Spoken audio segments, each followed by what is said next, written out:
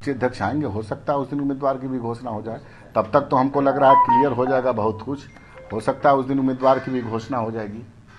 Seat sharing की जो मामला है वो क्या ठीक ठाक है बीजेपी के साथ वार्ता? नहीं, देखिए बहुत कुछ 2020 में जब हम लोग एनडीए से अलग हुए थे, उसके बाद पुनः जब हम लोग एनडीए में गए, चिराग जी के फैसला लिए कि हम एनडीए में जाएंगे, तो उस समय ही बहुत कुछ हम लोग बात, हमारी नेता और भारतीय जनता पार्टी के, उसमें नीतीश जी गठबंधन में नहीं थे, आप लोगों को याद ही होगा। तो उस समय भी हमारे नेता की बात लगभग हो चुकी थी सभी मुद्दों पर। अब बाकी मान लीजिए इधर नीतीश कुमार जी आए तो गठबंधन में कुछ बैठ करके बड़े नेता आपस में बात करेंगे, और निश्चित रूप से जो हमारी बात पहले हुई है वो बात आज भी। पीएम के कार्यक्रम में नहीं आना चेयरपर्सन, क्या संकेत है? देखिए, प्रधानमंत्री जी के कार्यक्रम नहीं आने का जो आपने सवाल पूछा, वो चुनावी कार्यक्रम नहीं था, एनडीए की नहीं थी, वो सरकारी कार्यक्रम था। सरकारी लगभग बहुत सारी ढेर सारी योजनाएं जो सरकार जो जनता के लाभ के लिए है, उसका उन्होंने शिलान्यास किया।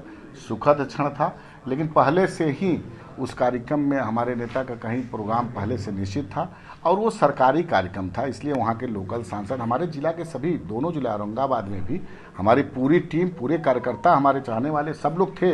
बजाते उनका पास इशू हुआ था, हमारे जिला अध्यक्ष बेगूसराय के, चाहे औरंगाबाद में, तो उसको अन्यथा नहीं लेना चाहिए, उसको किसी राजनीतिक विषय से जोड़ना कतई उचित नहीं होगा। भाजपा का जो 6 सीट की जो डिमांड थी, क्या पूरा हो सकता है, क्या लगता है? अरे भाई, मैं तो बार बार बोल चुका हूँ सर कि मान लीजिए हमारी बातचीत पहले हो चुकी है, और पहले हम लोग बात करने के उपरांत पुनः एनडीए में आए हैं। हम तो एनडीए से अलग थे 2020 में, जैसा कि आपको पता होगा, हमने चुनाव अकेले लड़ने का निर्णय लिया था, लेकिन उसके बाद भारतीय जनता पार्टी के बड़े नेताओं से बात हुई, उसके बाद प्रधानमंत्री के साथ बैठक हुई, जो देखे होंगे आप किस तरह से प्रधानमंत्री ने चिराग जी को गले लगाया, और चिराग जी की लोकप्रियता, चिराग जी ने उसमें संघर्ष का रास्ता अपनाया, और निश्चित रूप से आज हम लोग एनडीए में हैं, उसमें को हम लोग बातचीत हो गई है, लगभग पहले ही फाइनल हो चुकी है। राजद का जो गांधी मैदान में कार्यक्रम हुआ है, उसको लोजपा किस नजरिए? नहीं, नजरिए देखिए, ये तो सब पार्टी को अपना रैली और अपना प्रदर्शन और जो भी कुछ करने का लोकतांत्रिक अधिकार है, ये उनका अधिकार है, अच्छी बात है, वो किए हैं। तो इसमें तो हमको लग रहा है कि कोई विशेष बात नहीं है, बढ़िया, उनका अधिकार है, उन्होंने अपना कार्यक्रम किया, ये तो हम लोग भी कर सकते हैं, कोई हर पार्टी स्वतंत्र है करने के लिए। इसको सब पार्टी, मान लीजिए हम, उनका दल है, वो लोग भी तो करेंगे ही ना। जनता का जो नजरिया है वो देखते हैं कि तेजस्वी यादव जन विश्वास यात्रा निकालते हैं और चिराग पासवान जन आशीर्वाद महासभा कर रहे हैं, रैली कर रहे हैं, तो क्या दोनों अंदर खाने कुछ बात चल रही है क्या?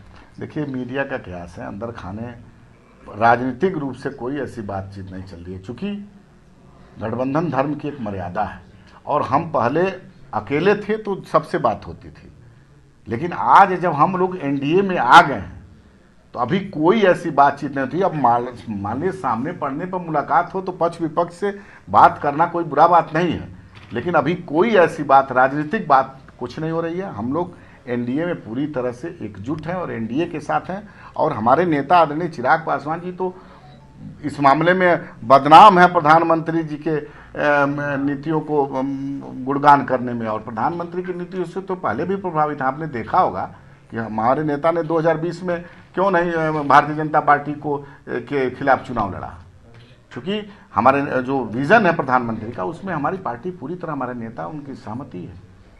लालू यादव और तेजस्वी यादव पर एफआईआर हुआ है पटना में विवादित भाषण को लेकर, क्या लग रहा है? देखिए, कहीं ये बड़ी अच्छी बात आपने पूछी है।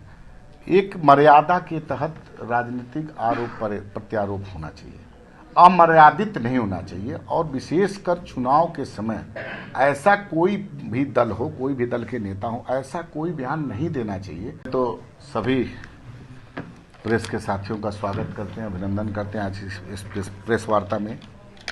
आगामी 10 मार्च को साहेबगंज के हीरा सिंह उच्च विद्यालय में हमारे राष्ट्रीय अध्यक्ष आदरणीय चिराग पासवान जी का एक बड़ा कार्यक्रम होना निश्चित हुआ है।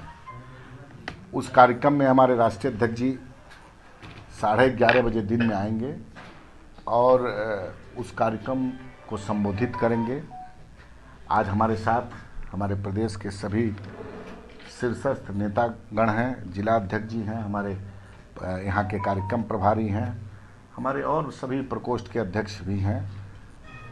मैं आप लोगों के माध्यम से यही संदेश देना चाहता हूँ कि उस दिन कार्यक्रम है और एक बड़ा कार्यक्रम हम लोग करने जा रहे हैं, क्योंकि अभी आप लोग जानते हैं कि लोकसभा का बिगुल लगभग बज गया है। अब हमको लगता है कि कुछ ही दिन में कोर्ट ऑफ कंटेंट हो जाएगा और परंपरागत सीट के अनुसार हमारी वैशाली सीट पहले से रही है। 2014 में भी हम यहाँ चुनाव जीते हैं, 19 में भी हमने चुनाव यहाँ जीता है और 24 में भी हमारे प्रत्याशी तय होंगे। इसके लिए हमारी पार्लियामेंट्री बोर्ड बजाते यहाँ के प्रत्याशी की घोषणा करेगी और हमारे राष्ट्रीय अध्यक्ष इसके लिए अधिकृत हैं। इसी क्रम में आप लोगों के बीच मैं आज आया हूँ यही बताने कि उस दिन आप सब लोगों को आमंत्रित भी करूँगा और आपके माध्यम से हमारे नेता के हमारे पार्टी के सभी और जो भी हमारे नेता के चाहने वाले सुनने वाले लोग हैं सबको भी आमंत्रित करूँगा। अब आप लोग और कुछ पूछिए।